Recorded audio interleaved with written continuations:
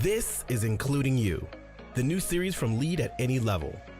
Including You features stories from chief diversity officers and other executives who are creating inclusive cultures in their organizations. Our goal is to show what's working in companies just like yours, to give you the tools you need to keep pushing for progress in your own workplace. We want to create belonging and opportunity for everyone, including you. And now here's your host, Amy C. Waninger.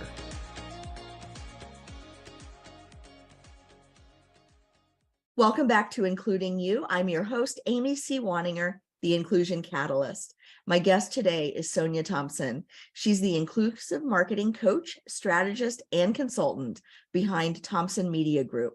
Thompson Media Group helps brands win customers by delivering inclusive and remarkable experiences that make them feel like they belong. Sonia is self-employed. She's a solopreneur in a company of one, and I'm so glad to have her on the show. Sonia, welcome. Thank you so much for having me. I'm delighted to be here. I am delighted to have you here because I love talking to other practitioners and business owners and entrepreneurs, because it can get lonely out here doing this work all on our own. And it's always fun to have people with different perspectives and coming at this work from different angles. And your focus is from a marketing perspective, correct? It is. More and more as people are talking about DE, and I think a lot of times what we're hearing, especially these days, are DE&I budgets are being cut, or not as much energy and emphasis is being placed on it. And one of the challenges with that is it's not always tied to business results, meaning it's not always tied to how it impacts the consumer and how brands are able to win consumers or lose consumers. And increasingly in the past couple of years in particular, we've seen more and more consumers using values and values specifically related to diversity, equity, inclusion, belonging as one of the markers that they're using for how they decide which brands that they are going to choose or not. So as more brands are starting to engage in inclusive marketing and making their marketing more inclusive, they're starting to learn that it's not just enough to focus on the marketing aspects of it. It really permeates to the entire brand, the entire culture. Do you have diverse teams? Do you treat those teams? Is it a good environment for them? Are the values that you have within your company, are they supportive of the community that I am part of and I belong to? So it's really more of a holistic sort of approach where I end up helping companies. It starts with the meat of the marketing, which I like to see is the sizzle and the dessert, but we often end up going back and getting some vegetables in there, which is the whole inclusive culture aspect of it, because you can't have one without the other. Like you need a well-rounded, very balanced meal to make this thing work. It's interesting that you say this because I feel like companies for so long were able to control the narrative about them. Mm-hmm. They were really able to control the brand. And because of the democratization of media, because we're so exposed as individuals with social media and everybody knows everything about everybody, that if companies are putting up a veneer of inclusion, it doesn't take long for that veneer to start chipping away and for people to see what's really behind it. Would you agree? I totally agree. And more consumers are starting to go back and dig in and find it. So if a brand is coming out and saying, we support Black lives, we support diversity, we're 100% into it, like it's part of our values. And then a consumer goes, and sometimes it's a simple search. They go on a website and we're like, oh, wait, like you say that you value diversity, but when I look at the photos of your team or your leadership team, it's not diverse at all from what I can tell. We saw this last year and it happened very recently. We're in March right now as recording. So a couple of weeks ago was International Women's Day. Last year on International Women's Day, there were all these companies that were talking about how much they value and support women. And there was this gender equity bot that somebody in the UK created where they're like, oh, you support women, but your gender pay gap is this, and they would put the percentage, because in the UK that's all public information. So they've done that last year and this year. So again, like people are like not willing to just accept the narrative that you put out. They want to know are you really in support of this community before I'm going to give you my attention, before I'm going to come work for you, before I'm going to give you my money as a consumer? I had totally forgotten about the gender pay equity bot. And that was one of my favorite moments on the internet, because it was like, it was just so beautiful to see all of this hypocrisy exposed, Yeah. all the way down the Twitter feed. It was a beautiful thing. Yeah. Let me ask you in terms of market segment, because my guess is, and I'm sure you have the data behind this. My guess is that the younger the consumer is, the more important this is to them. Is that correct? Yeah. So if we look at Gen Z in particular, Gen Z's values and how they're making decisions as it relates to brands is very different from what we've seen from previous generations, partly because Gen Z is the most diverse generation that we've seen yet. I believe they're percent diverse if you look at in the US census data. So they view diversity, they're much more, they've grown up in a more global sort of world, and their expectation is that the brands that they work for and that they buy from are going to share their values. And if we think back to even other generations, whereas Gen Z has that as their core values, increasingly as other generations are starting to see that it is possible for different brands to show up for their talent and show up for consumers in a different way, then they're realizing that, oh, I don't just have to accept what's been given to me or accept what has been normalized as being okay in the past. If these brands, these industries, these companies are able to do it, then my expectation is that all the brands that I'm serving that I'm engaging with are going to do the same thing. So it's definitely very much entrenched with Gen Z, but it's not only them who are having that expectation as markets have been changing. I think that's important to know, because as folks think about staying relevant, this massive shift in what's happening in our economy and the way consumers engage with the companies that they buy goods and services from, in all of the ways that we work and all of the ways that we interact with organizations. And those changes in expectations are accelerating, just like all other changes accelerating, but it's not going to go away. This isn't a moment in time. This is, or it's not a snapshot of what is, and it's going to go back. We're talking about something that is here to stay and is only going to intensify as our demographics shift, as our population ages, as young people come more rooted in the workforce and more rooted into the consumer economy. Absolutely. So one of the things that I love to say is inclusive marketing is the future of marketing. And that really applies not only to marketing, it's about inclusion, period. Like it applies for inclusion in the workplace, in cultures, etc.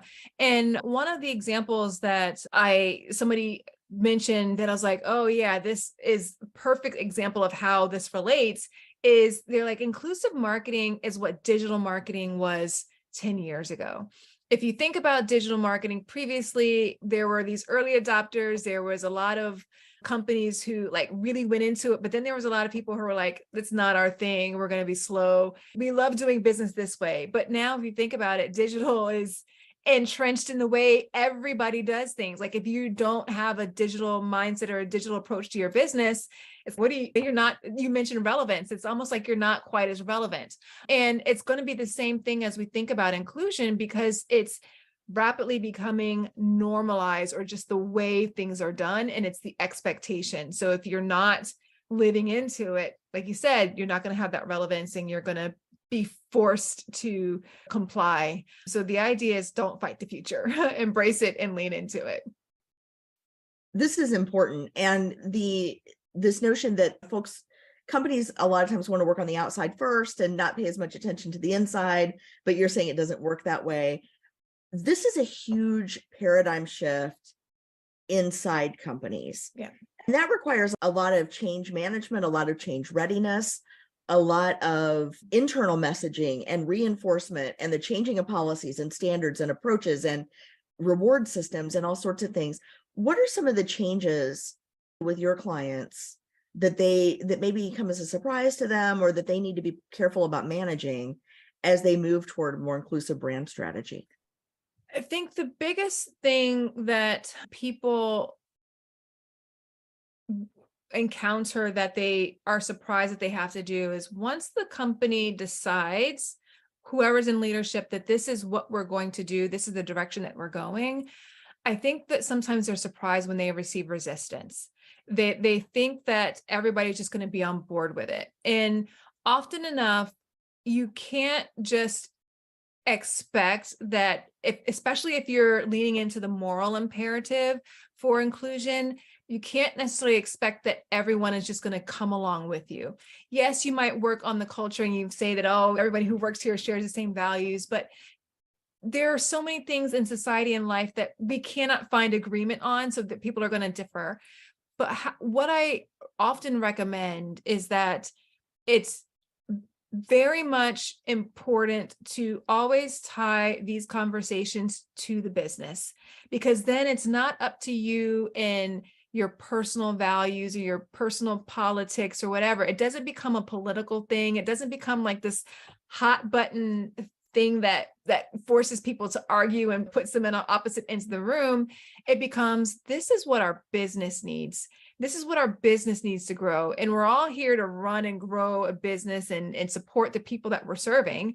And if we can agree that these engaging in the way we show up and work in this manner is better for the business, then that is something that is harder for people to, it takes the emotion out of it for a lot of people, and it enables them to get on board because it's easy for them to connect the dots without forcing them to challenge their belief system, so to speak, if they have some strong feelings about certain things from one way or another. And it makes them feel less defensive sometimes about any particular narrative that might put them in an uncomfortable position about it. So if you think about it from how can we tie this to, this will help us serve our customers better, and then this is how we're going to operate moving forward, and then you tie it to your company's values and everyone's individual roles and responsibilities, then it becomes something that's not optional. It's because this is something that we've established. This is how we're going to show up. This is the way we work because this is what our business needs. Then it becomes not just the job of one or a few people in the company. It becomes something that is every individual who is on the team, your contractors, et cetera. It becomes something that they can connect to and figure out how do I show up in a way that I can support this overall business strategy or this business objective in my day-to-day work. And that is what will help create that lasting change versus, hey, this is something that feels like it's extra and we're gonna have to cut the budgets because we got to focus on how we can grow or how we can save. This is actually tying it to how your business will achieve its goals. I think it's important to note here that companies may experience different turnover once they get intentional about inclusion being part of their value system. Yes. And I've had people in organizations say, we don't want to lose anybody because we're focused on this. And they're surprised when I say, you're already losing people because you're not focused on this. Absolutely. And we have to think about, do we want individuals in our organization who are not aligned to our mission or not? And I think that's an important piece, right? You have to be willing to let go of things that you can't control, things that you can't change, people that don't want to get on board, people that will sabotage. And that's an uncomfortable thing for people to discuss in a meeting, right? When they're talking about strategy. And I think that there's a number of examples of companies who have had to let go people who were top talent, high performers, et cetera, because they didn't live into their values. And it's important to know that, like you said, you have to count the cost. Like that feels like a very visible, difficult cost that they don't want to lose, but they have no idea how many people have decided not to work with your company because you haven't made it a priority. How many people have left your company? They gave a different reason, but that was really at the heart of it. How many customers have chosen not to buy from you because it hasn't been something that you focus on? You've already are losing a lot that you haven't been able to quantify because you didn't realize that was such an issue. And I think that people are thinking so much about what they might lose that's in front of them and not really thinking about what they have to gain. Absolutely. Now, you do a lot of coaching work Mhm. with executives that work for your client companies as well, and other leaders. What are some of the common sticking points that you hear from them? For them, it's often there's a couple of things. One, as they're starting to get on board, they're trying to figure out how to enroll their team. And for me and how I've been coaching them through it, it's really connecting it to the business results. Then it's been more about how do we get comfortable talking about diversity and inclusion? And because if it's tied to the business, then it's something that needs to be an ongoing part of the conversation. And I think that a lot of people have shied away from a lot of diversity-based conversations at work because they felt like they were more political in nature. But whenever you're looking at it in the context of the business, you have to have these discussions. And the only way people are going to get more comfortable in having them is by having them more. So it's more so about how do you connect the dots for the people in the business and help them see that this is what we need to do, and how can you support them and having those conversations and getting to the point to where they're more comfortable with it. And they've been starting to see that over time, you know what, we just had this conversation and it wasn't uncomfortable. A year ago, we wouldn't have been able to do this. And that's been helpful. And then one other big thing has been figuring out how to measure the right things. So, and one example is a lot of times we want to hire a diverse team. So we're going to focus on who we interview and the percentages of the people that we're interviewing to help us get to the right team. Whereas ultimately, my coaching for them is focus on hiring who you need. It's less about the interview process and the pipeline that you're building. It's more about these are the holes that we have on our team. Here's the things that we need, and here's the positions or the types of experiences, the types of identities that we need to put on our team so that we can better serve the people that we're focusing on our end consumer. And whenever we focus it more so on the end result versus and actually what you need to do to be successful versus like this metric is like a leading indicator of what might get us to this point, then whenever you're changing on the outcome versus some of the inputs, it helps you get better outcomes and better results over time. So just helping them figure out where they should be focusing their energy and what they should be measuring has been a big mindset shift that has helped them not feel like they're doing a lot of work, but not getting the results that they're looking for, but actually get the results that they're looking for. Yeah, and that can be tricky because people don't know how to have those conversations either about missing perspectives on the team. And sometimes they aren't even aware they're missing perspectives. And the way I like to explain this, I used to be a big baseball fan growing up, and we loved the Mets. That was our team. But as we would watch, specifically as the teams would get to the playoffs leading up to the off season, and then all the changes that they would make right after it, the teams were always making changes to ensure that they had the best team possible to help them win the championship, to win the World Series. So what would they do? Oh, we've got a number of right-handed pitchers. Now we need to make sure we've got left-handed pitchers. We've got sluggers. We need contact hitters. We need people who can steal bases. We need people who can bunt. We need people who can throw and throw people out. Like we need all these different skills. And no one ever balks at teams working to have the right mix and the right diversity of talent on their team for a sports team, because they understand that we can't have everybody who's got all the same strength. We're not going to be the balanced team.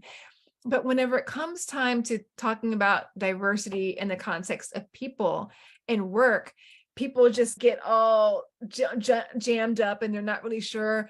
It feels uncomfortable to talk about. It feels taboo to talk about, like we shouldn't be doing it. We can't talk about people, but diversity is very commonly accepted as okay and welcomed in so many other arenas and formats. And we need to be able to embrace doing it in the same way for our teams, because it's how we're going to grow. It's how we're going to achieve our goals. And it's not about just an uncomfortable conversation that we can't have because it feels too taboo to have. We have to get used to making decisions and making sure that we build the team that we need that's going to help us achieve those results. And whenever we're looking at it holistically that way, it helps you better evaluate your team based upon what those needs are. So those holes that you mentioned, you're able to think about it in a different way. When you were talking about the baseball team, it reminded me of, I'm a Gallup certified strengths coach, and I do strengths coaching with teams and individuals. And I really got the certification not to coach, but to teach, Okay. right, to train on the strengths. And one of the fundamental principles of that program is that individuals need to be working in their zone of genius. Mhm. Teams need to be well-rounded, Yes. but individuals don't. And I think it's so important for teams, for people who lead teams, to be able to say, this is the knowledge, the skills, the capabilities, the experience, and the perspectives that we need to have represented on this team. One person doesn't have to come with all of it, but we need to make sure that we don't have gaps.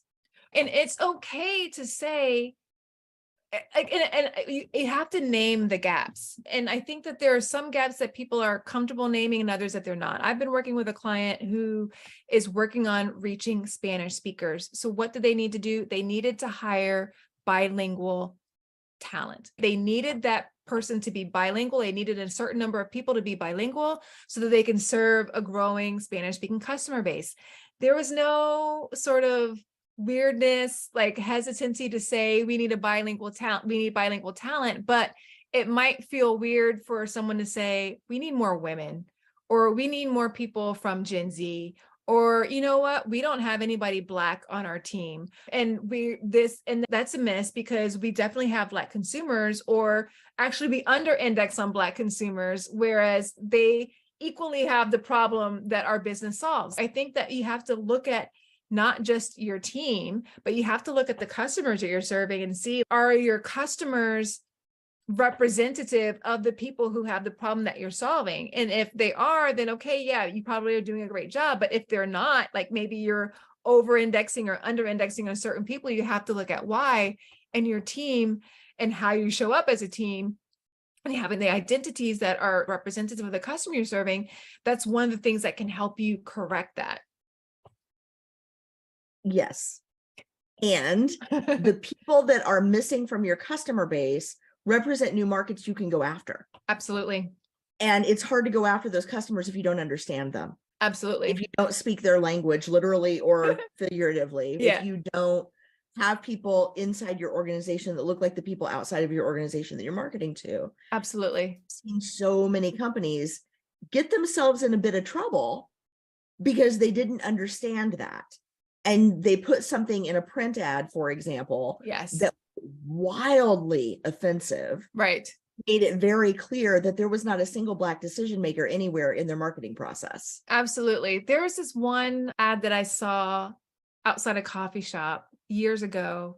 It said, proudly gentrifying since 2014. And they clearly didn't know that gentrification is a very touchy topic, and that the harm that a lot of gentrification causes on different communities, particularly people from marginalized communities.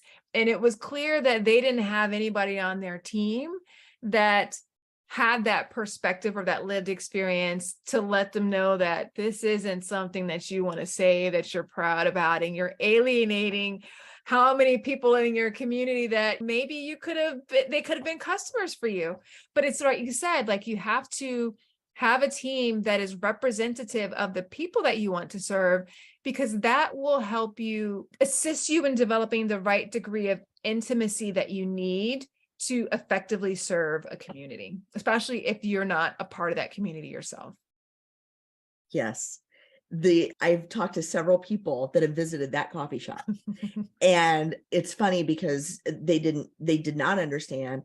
And a slightly different message could have carried a much different meaning. Something to the effect of, in your community since whatever year, Probably serving this community. And then people would feel a sense of pride that they're supporting a local business. Yes. Or a small business or a homegrown business, as opposed to basically funding an occupying force in the community. Yes. Just such a different way of thinking about it. But it's so important to know your audience. Absolutely. And not one avatar in your audience, but all of the real people that live there. Absolutely. The core of what it is whenever I'm talking about this, coaching, is all about belonging. We need to be able to make the people that we're serving, whether that's the customers, whether it's your internal team, the people that we're serving need to feel like they belong with us. Whenever they feel like they belong, attention, adoration, loyalty, they're gladly give it to you.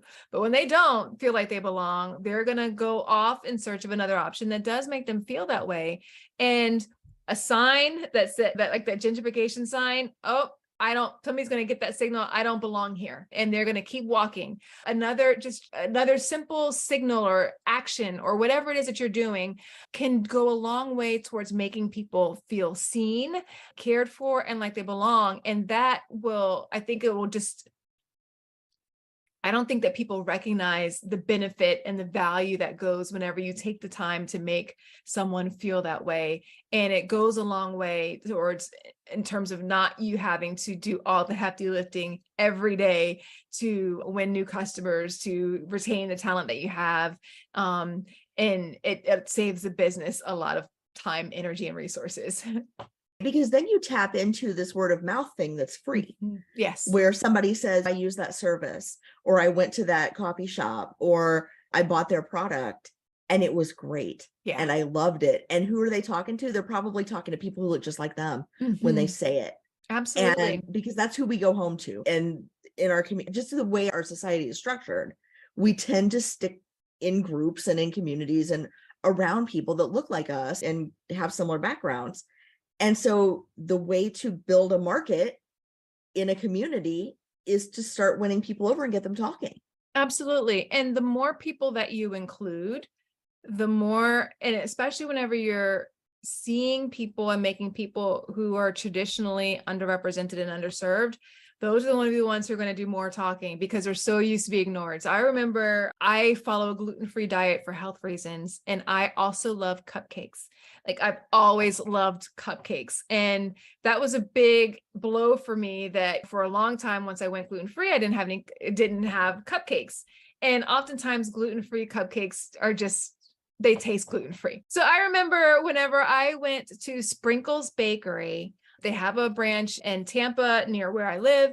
And I heard about this cupcake ATM machine. And so I went with some friends and we went down there, and I was going thinking that I would just watch them get the cupcake out of the ATM machine, because I'm like, I didn't think they were going to have gluten-free, but they had gluten-free cupcakes. They had vegan cupcakes because one of the girls in the group was vegan, and we all got to experience it. And then the cupcakes were delicious. So not only was it this wonderful experience, but they had taken the time to consider people with various dietary restrictions or preferences. I went and shouted from the rooftops to everyone that I could think to tell about this bakery and this cupcake ATM machine, and the fact that they had these gluten-free red velvet cupcakes that were delicious. Like they taste like the real thing. And over the years, like I've taken so many people to Sprinkles. Every time I see Sprinkles, I feel like I have to buy from them. I've talked about it on social media. I've written articles about them, made videos. I've talked about them. Why? Because there are plenty of cupcakes that I've had in my life, but because that one in particular took the time to meet my needs as a gluten-free person, someone who's often ignored. There's often times where I don't get the dessert at all. And I rewarded them with not only my loyalty, but I cannot shut up about them. I talk about them constantly. And that's often what happens whenever brands are very intentional about serving people that most others ignore. We just are compelled to tell others about it.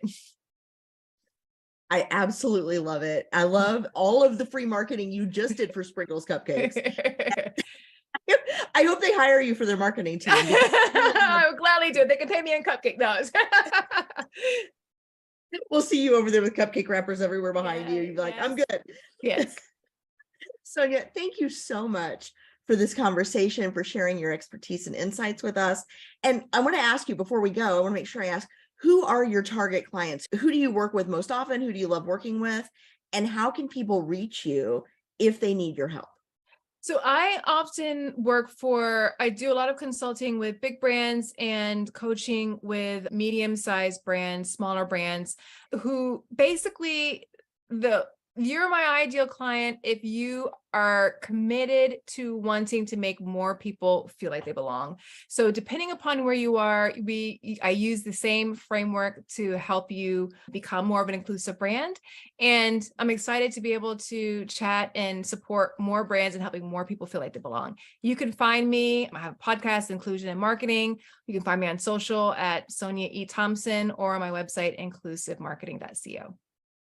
Thank you so much. We'll make sure to put all those links in the show notes so it will be easy to find you.